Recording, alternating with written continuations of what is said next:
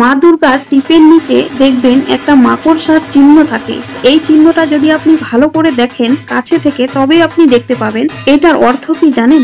এক সময়ের কথা, একটি গাছের নিচে শিবলিঙ্গ ছিল। রৌদ্র যখন উঠত তখন সেই শিবলিঙ্গে রোদের ছটা পড়তো। তখন মাকড়সা ভাবলো যে মহাদেবকে নিশ্চয়ই রৌদ্র লাগছে, আর সেই কারণে সেই মাকড়সা কি করলো, সেই গাছের মধ্যে মোটা করে জাল বিছিয়ে দিল, যাতে মহাদেবকে রৌদ্র না লাগে।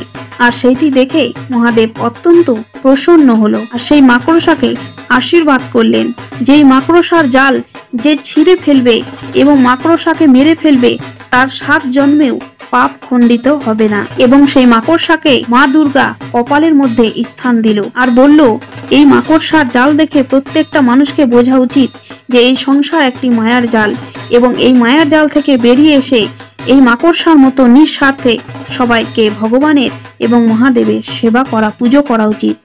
মহাদেবকে অবশ্যই ভালোবেসে থাকলে ভিডিওটি শেয়ার করবেন।